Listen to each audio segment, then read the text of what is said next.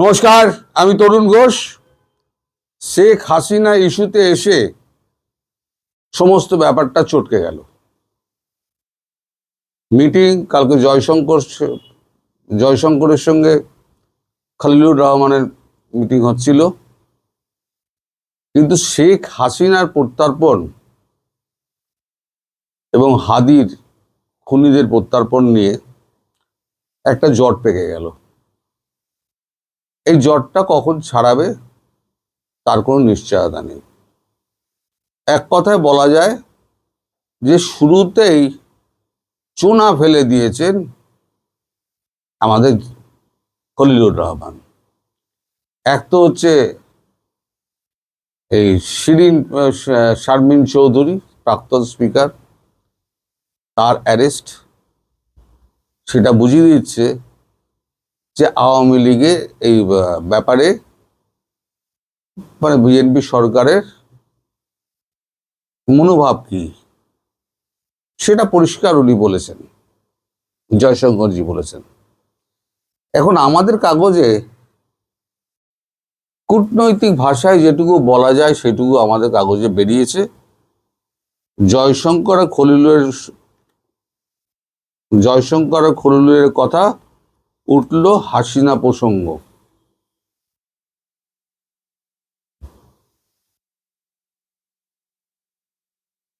ছোট খবর বেরিয়েছে, খুব ডিটেলে নয়। আমি অন্যান্য অনলাইন মিডিয়াগুলোও দেখলাম, সেখানেও খুব ছোট খবর বেরিয়েছে, কিন্তু ভেতরের ব্যাপারটা আমি আপনাদের পরে বলছি। আগে খবরটা পড়ে দিই কি বেরিয়েছে। বাংলাদেশের নতুন বিএনপি সরকারের প্রথম সরকারি প্রতিনিধি হিসেবে গতকাল নয়াদিল্লিতে এসে আজ সন্ধ্যা পর্যন্ত ধারাবাহিক দৌত্য সারলেন বিদেশমন্ত্রী খলিলুর রহমান। কূটনৈতিক সূত্রের খবর, এস জয়শঙ্করের সঙ্গে বৈঠকে বাংলাদেশের প্রাক্তন প্রধানমন্ত্রী শেখ হাসিনা এবং প্রাক্তন স্বরাষ্ট্রমন্ত্রী আসাদুজ্জামান খান কামালকে প্রত্যর্পণের আর্জি ফের জানানো হয়েছে। অন্য দেশে বাংলাদেশের জন্য ভিসা সহজ করার বার্তা দিয়েছে নয়াদিল্লি। আজ দুপুরে নয়াদিল্লিতে হায়দ্রাবাদ হাউসে জয়শঙ্করের সঙ্গে খলিলের 1 ঘন্টার বেশি আলোচনা হয়। দুই মন্ত্রী একান্তে কিছু কথা বলেন। জয়শঙ্কর এক্স হ্যান্ডেলে লেখেন, ঘনিষ্ঠ যোগাযোগ বজায় রেখে আমরা আমাদের সহমত পোষণ করেছি। বিদেশমন্ত্রীকে বিবৃতিতে বলা হয়েছে, দুপক্ষই বিদ্যমান দ্বিপাক্ষিক কাঠামোর মাধ্যমে অংশীদারিত্ব গভীর করার প্রস্তাবগুলি পর্যালোচনা করেছে। এই লক্ষ্যে দীর্ঘ পরবর্তী আনুষ্ঠানিক বৈঠক আরও হবে বলে আশা করা যাচ্ছে। বাংলাদেশের একটি সংবাদ মাধ্যমে তারেক রহমানের ভারত সফরের পূর্বাভাস দেওয়া হয়েছে, কিন্তু যদিও ভারতের পক্ষ থেকে এমন কোনো রকম পূর্বাভাস পাওয়া যায়নি।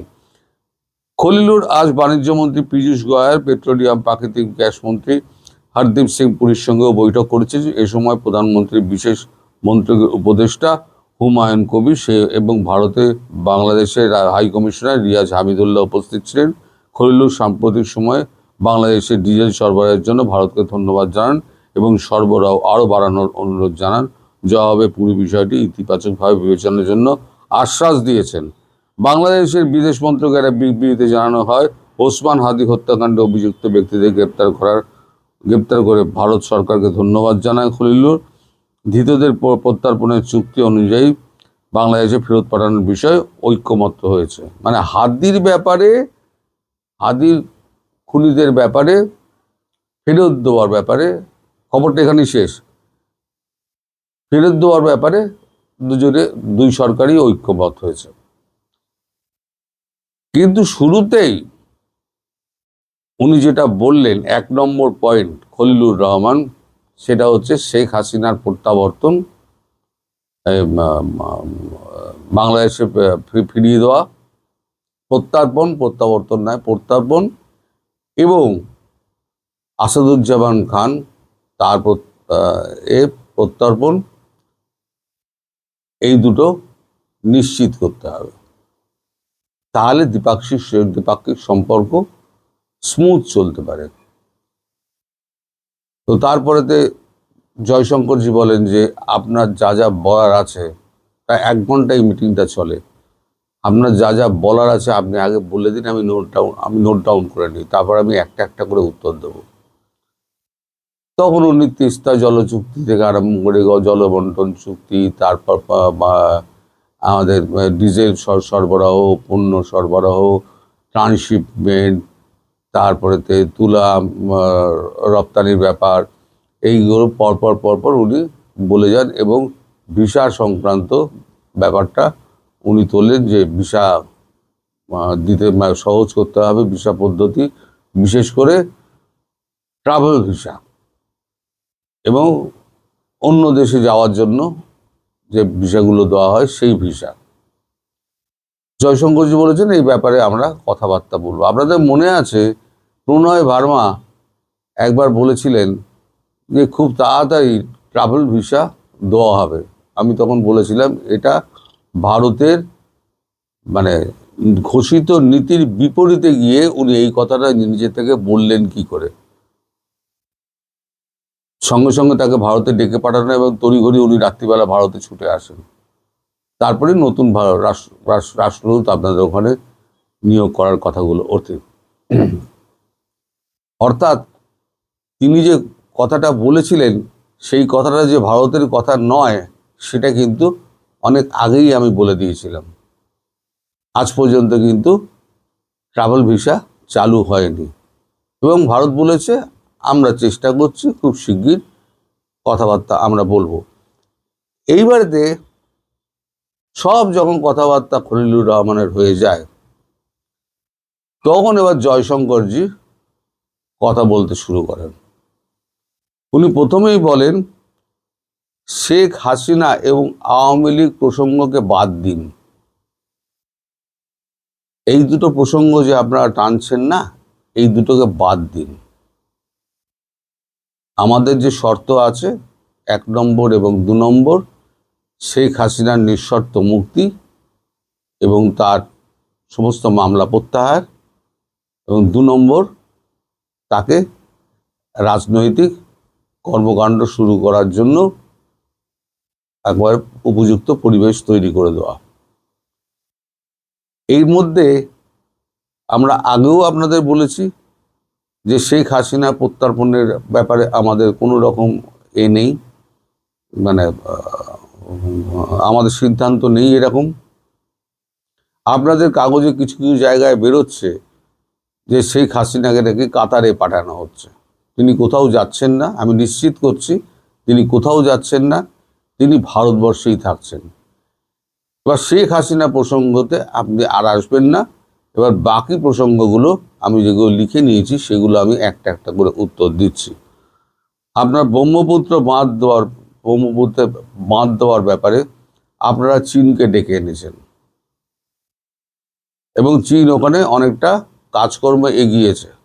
অবিলম্বে চীনের থেকে সমস্ত সম্পর্ক আপনাদের ছেদ করতে হবে। 2 হচ্ছে এই যে তার্কিতে গিয়ে আপনি এতগুলো দিন কাটালেন এবং টিভি ড্রোন কোম্পানির সঙ্গে আপনি 2 দিন ধরে বৈঠক করলেন, কেন করলেন? তার সন্তোষজনক উত্তর আপনাকে দিতে হবে। 3 নম্বর, গঙ্গা জলবন্টন চুক্তি আর তিস্তা প্রকল্প নিয়ে আপনারা যে আলোচনা করতে চাইছেন, আমরা সে আলোচনা আমরা করতে চাই, কিন্তু কোন বেসিসে আমি সেটা বলছি। আপনারা বলছেন যে শেখ হাসিনার সময়ে যে সমস্ত চুক্তিগুলো ছিল সেই সমস্ত চুক্তিগুলো আবার রিওপেন করতে হবে। যেমন এর মধ্যে রয়েছে আপনার স্থলবন্দর ব্যবহার করার চুক্তি, ভিসা, খাদ্যপণ্য, এই সমস্ত আপনাদের সমস্ত ওই চুক্তি অনুযায়ী চাই। কিন্তু আপনারা বারবার বলা সত্ত্বেও হিন্দু সংখ্যালঘু সম্প্রদায়ের ওপর অত্যাচার এখনো কমাননি। চিন্ময় প্রভুর মুক্তির ব্যাপারে আমরা বারবার আপনাদেরকে রিকোয়েস্ট করেছি, আপনারা চিন্ময় প্রভুর মুক্তি সম্পর্কে কোনো কাজ করেননি। তারপর হচ্ছে জ্বালানি ও পণ্য সরবরাহের ব্যাপারে আমাদের আপত্তি নেই, আমরা চেষ্টা করব। আপনারা হরদীপ সিং পুরীর সঙ্গে যিনি আমাদের পেট্রোলিয়াম মিনিস্টার, তার সঙ্গে আপনারা কথা বলেছেন, তিনিও একই কথা বলেছেন, আমি পুরোটাই জানি। আর এই যে আপনারা বলছেন হাসিনার আমলে যে সমস্ত চুক্তিভুক্তি রয়েছে সেই সমস্ত চুক্তিগুলো আবার পুনরূপায়ণ করা, যার সঙ্গে চুক্তি হয়েছিল তাকে আপনারা ফাঁসিতে ঝোলানোর জন্য ব্যস্ত হয়ে রয়েছেন। আপনারা যখন আপনি উপস্থিত ছিলেন, যখন এই 10 দফা চুক্তি যখন হয়, তখন মিস্টার খলিল আপনি ওখানে তখন উপস্থিত ছিলেন, আপনি কিন্তু তখন হ্যাঁ বলেছেন। আর আজকে এসে আপনি উল্টো সুর গাইছেন। তা যে মানুষটার জন্য এই চুক্তিগুলো হয়েছিল সেই মানুষটাকে আপনারা ফাঁসিতে ঝোলানোর জন্য প্রত্যর্পণ চাইছেন, অথচ আবার আপনারা বলছেন যে তার আমলের সমস্ত চুক্তি রূপায়ণ করতে হবে। 2 তো 22 হয় না, 2 তো 4 হয়, 22 তো কোনোভাবে আপনি করতে পারবেন না। ফলে আপনারা যে সমস্ত অন্যায় আবদারগুলো করছেন সেগুলো একবার খতিয়ে ভাবুন। আর ভারতবর্ষ যেটা বলছে, একটা সুস্থির গণতন্ত্র, সকলের সমান ভোটাধিকার প্রয়োগের সুযোগ করে দেওয়া এবং একটা গণতান্ত্রিক সরকার, এটা যেটা আছে সেটাকে ভারত এখনো একদলীয় সরকার বলেই মনে করছে। আমি আপনাদেরকে পরিষ্কার বলে দিচ্ছি, এটা একদলীয় সরকার। আমরা বলেছিলাম গণতান্ত্রিক পদ্ধতিতে সবার অংশগ্রহণে নির্বাচিত যে সরকারই আসুক সেই সরকারের সঙ্গে আমরা কাজ করব। আপনারা কি করেছেন? আপনারা সব থেকে বড় দল আওয়ামী লীগকে আপনারা নির্বাচনে পাঠিয়ে দিয়ে, ভোটে অংশগ্রহণ না করতে দিয়ে, আপনারা নিজেদের কিছু লোকেদের মধ্যে আপনারা এটা করেছেন, নির্বাচনটা করেছেন। ফলে ভারতের চোখে এই নির্বাচনটা হচ্ছে একদলীয় নির্বাচন। এই একদলীয় নির্বাচন আমরা কখনোই বলিনি যে একদলীয় নির্বাচন আমরা মেনে নেব। ফলে এই শেখ হাসিনা প্রসঙ্গ ভুলে যান, আসাদুজ্জামান খান প্রত্যর্পণ ভুলে যান, আর ভারতের সমস্ত রকম সহযোগিতার কথা, সব রকম সহযোগিতার কথা ভুলে যান। আপনারা যদি শেখ হাসিনা এবং আওয়ামী লীগকে যদি পুনর্বাসনের ব্যবস্থা করেন, তাহলে যে সমস্ত তার করা চুক্তিগুলো আছে সেগুলো অবিলম্বে রূপায়ণ করার জন্য ভারতবর্ষ কিন্তু পা বাড়িয়ে আছে। আমরা ভবিষ্যতেও কথা বলবো, আমরা আবার আলোচনা করব, কিন্তু শেখ হাসিনার প্রত্যর্পণ নিয়ে আর দ্বিতীয়বার এই কথা ভারতবর্ষ শুনতে চায় না। মিটিং শেষ। অর্থাৎ শেখ হাসিনা প্রসঙ্গ উঠতেই মিটিংয়ে একেবারে ধামাচাপা পড়ে গেল, মানে মিটিং আর কি ভণ্ডুল হয়ে গেল যাকে বলা যায়। তারপর চাটা খাওয়া, হ্যান ত্যান, এই সমস্ত যাটা হয়, যা হয় সে তো সবই জানেন, কূটনৈতিকভাবে যেটা হয় সেগুলো হয়েছে।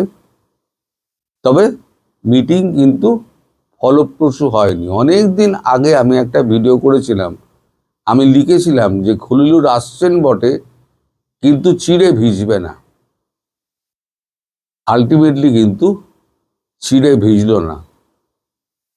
মিটিংটা শেখ হাসিনার জায়গায় এসে আটকে গেল এবং ভারতবর্ষ নিশ্চিত করে দিল যে শেখ হাসিনা ভারতবর্ষ ছাড়া অন্য কোথাও যাচ্ছেন না, তিনি ভারতবর্ষেই থাকবেন এবং শেখ হাসিনাকে তুলে দেওয়ার ব্যাপারে দ্বিতীয়বার ভারত কোনো কথা শুনবে না। এরপরে বাকি ব্যাপারগুলো ভেবে দেখা হবে। ওই জলবন্টন চুক্তি, তিস্তা চুক্তি, আপনার খাদ্যপণ্য সরবরাহ, ডিজেল সরবরাহ, যা যা আপনারা বলছেন, এই ভিসা দেওয়া, হ্যান ত্যান, আপনারা সব ধীরে ধীরে আপনারা দেখতে পাবেন ভারতবর্ষ কি করছে না করছে। আপনাদের প্রতিটা পদক্ষেপ ভারতবর্ষকে বলে দেবে ভারতবর্ষের কি পদক্ষেপ করা উচিত। পরিষ্কার। মিটিং এখানে শেষ। এই হচ্ছে ভেতরের খবর। সবাই ভালো থাকবেন, সুস্থ থাকবেন এবং সাবধানে থাকবেন। নমস্কার।